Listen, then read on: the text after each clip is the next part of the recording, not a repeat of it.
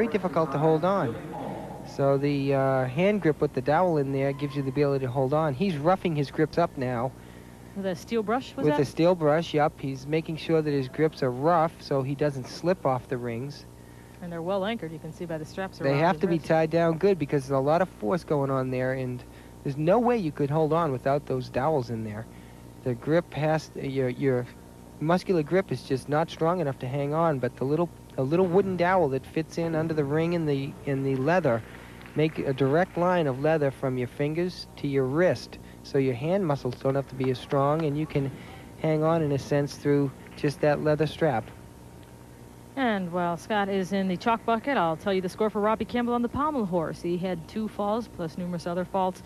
His score was a 7.5, and that will certainly drop him in the top 10 standings. The top 8 make the team. And I believe our judges conference has concluded at the still ring. Scott Johnson being given the green flag to do his mount. His coach is allowed to boost him on the rings, steady him, and then he's on his own.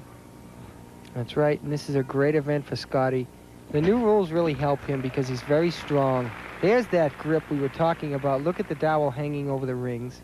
Look at his forearms. They rival Steve Garvey's. Boy, he's got strong arms. Look at this mount. He kips right to a Maltese cross. It's a very difficult straight part. Then lowers to an L cross and pulls out to an L. That's amazing. My armpits hurt just watching him. And there's his press to the handstand. Now let's see his swing. Nice straight arms. Right up. And now the other direction. Gymnasts swing both forward and backward on the rings. Getting ready for a dismount now. Hike, half in, half out. That was a great routine with a near-perfect landing. That's got to get a good score, even with the new rules. Scott Johnson having enough difficulty to encompass the new standards. And what a beautiful dismount Scotty did.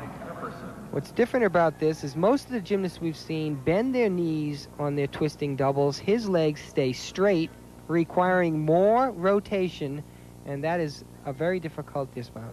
I would think there'd be a certain amount of fear about hitting the rings. This is Billy Paul now on floor exercise, a slight hand touch after his tumbling pass there. That was a hard tumbling skill, a full twisting double back, and he did touch his hands lightly. Billy Paul does a really difficult floor routine.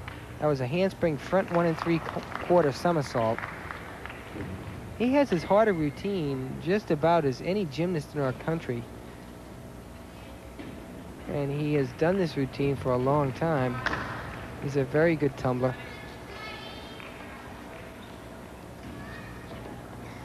There's a whip back to a double twist, a little low in the landing, but he saved it. And there's a scale, which is now a required skill under the new rules in gymnastics. Now getting ready for the dismount. Double tuck. He sometimes does a double pike, but he bent his knees to get it around. He looked a little tired. Billy Paul concluding his floor exercise performance.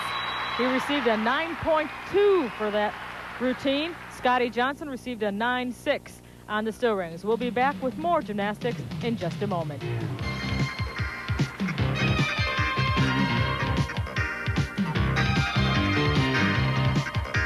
American Express presents Do You Know Me? A look at the lives and careers of famous athletes.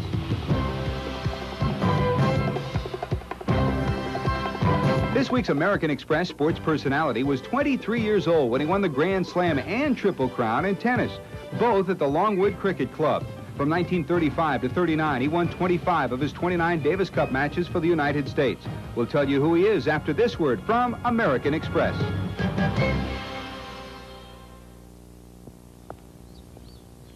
Do you know me? I have one of the best-known names in China. But still here in Peking, a lot of people don't recognize me. So I always carry the American Express card. With this, I can get great service for myself, or even service for 12. To apply for the card, look for an application and take one. The American Express card. Do you know this week's American Express sports personality? He's Don Budge, the first tennis player in history to complete the fabled Grand Slam. He did it by winning the 38 U.S. National Singles Championship in Boston. He's also one of only 6 men to win the Triple Crown, a sweep of the singles, doubles, and mixed doubles at both Wimbledon and the U.S. National Championship. Don Budge, this week's American Express sports personality. ESPN's live exclusive Saturday night CFA football. The hottest teams, brightest stars, and biggest rivalries. It's the best college football on television, and you can only find it here on your Total Sports Network. We cover the country every week to deliver the day's most exciting gridiron matchup for an all-American season packed with top 10 teams. Live exclusive Saturday night CFA football from the #1 innovator in sports broadcasting, ESPN. This is Phil Cahoy. He's getting ready to compete on the still rings here at these McDonald's World Championship team trials. 8 gymnasts will make the team. 2 will be alternates. That means they have to stay in shape. They have to keep the routines up to par because an injury could wipe one of the top 6 out at a moment's notice. And Phil is getting ready to do his ring routine. He's added an awful lot of difficulty on the still rings to try to up his score. This traditionally has not been a great event for Phil. Phil competing, of course, on the 1978 and 81 World Championship team. So he is trying in this competition to make his 3rd World Championship team. And his dad is his coach now, lifting him to the rings. That is Phil Cahoy Sr., who is spotting him. Phil Cahoy Jr. was in 5th place after the 2nd rotation, so he's in the top 6. Coach Cahoy was quite a gymnast in his time. He sure was. Kept to a straddle planche. Not bad. Not a bad start. Right to a V seat, a front uprise to a V, and there's 2 strength parts that have to be in there. Now for the swing work. Something interesting to note about Phil Cahoy is he's a lot taller than your average gymnast. That's right. Phil's 5'11". And that was the double whip it, done very well to a straddle L. Phil's 5'11", and it is harder for the taller gymnast to perform on some events, and this is one of them because rings requires so much strength. Half in, half out. Nice landing, boy. I've never seen him do a routine any better than that on the still rings. Phil Cahoy looks great. He's one of the people who's always tried to make this international elite and had to wait till some of our gymnasts retired, and now he has a real good crack at being one of our top gymnasts in the United States. Now watch this combination of skills. He's going to fall forward. He is doing, actually, there's a whip it and swings right into another whip it and then flips over again to a back uprise. So he's actually done 3 complete turns without letting go of the rings. And here's his dismount. This is a full twisting double back somersault. There it is.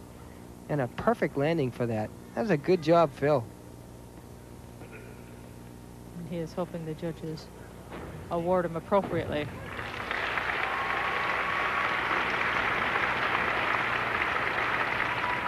A little earlier, we saw Billy Paul compete on the floor exercise. We should add he has injured ribs. Phil Cahoy for the still rings received a 9.50 for that performance.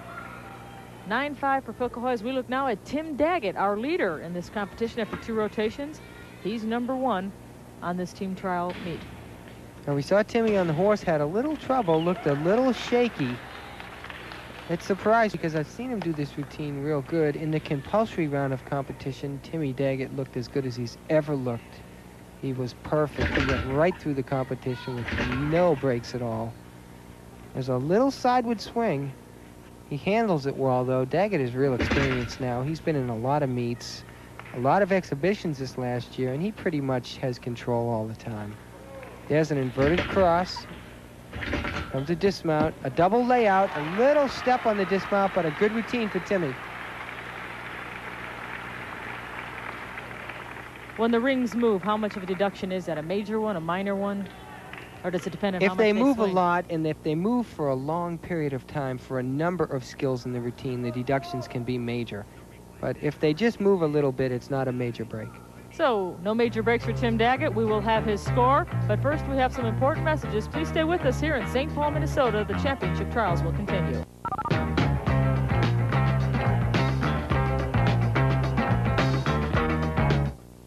I refinished this beautiful piece all by myself, and I can't even change a light bulb.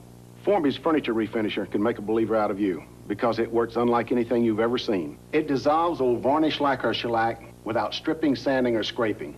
With my furniture refinisher, it's a pleasure to create a treasure. Homer Formby. No one knows wood as good. And remember to try my stains. Their unique tung oil formula provides a rich, deep color you'll be proud to show off. If you own a house, you gotta own a shop vac. This baby's got the power to pick up almost anything. Got broken glass, nails, or wood chips? Shop vac gobbles up stuff that would kill an ordinary vacuum. And a shop vac wet dry can even vacuum water like a flooded basement. The washing machine is flooding the house. No. Every house needs a shop vac. Starting at under $50, a shop vac is heavy duty, not heavy money. And remember, if it doesn't say shop vac, keep shopping. We are back with competition on the pommel horse now, and the man you are looking at is Charles Lakes.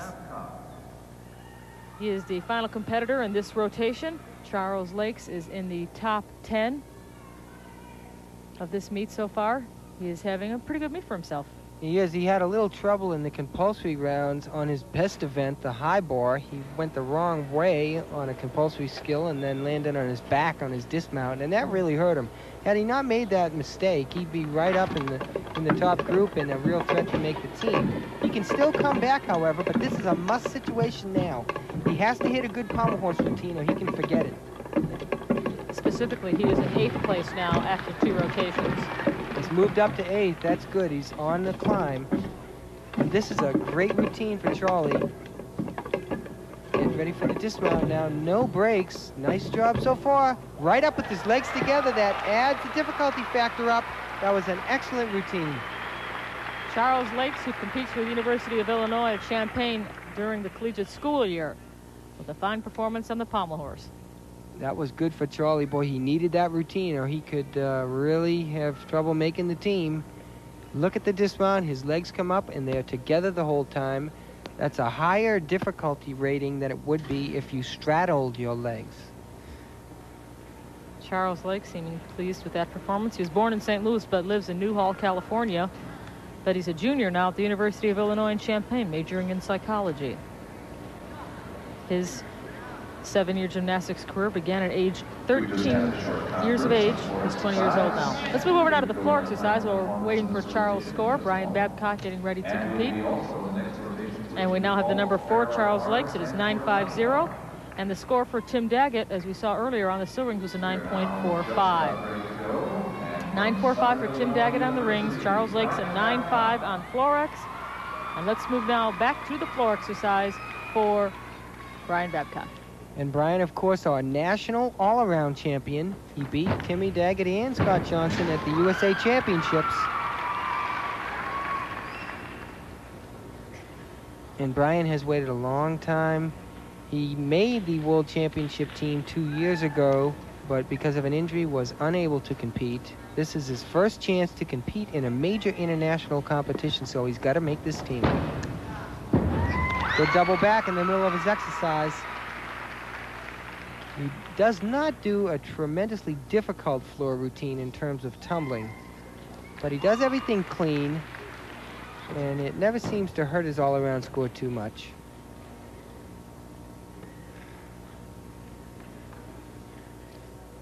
And this, of course, is an all-around competition. Everything you see is counting for that total.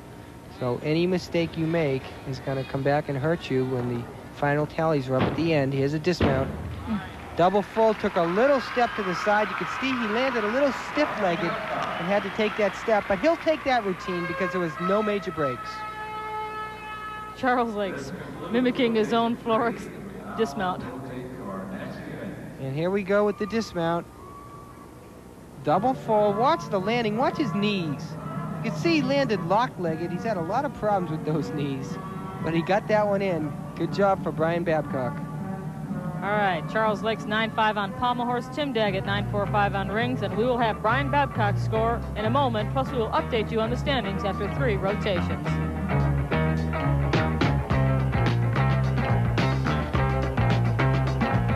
Your 100% pure beef. The beef goes.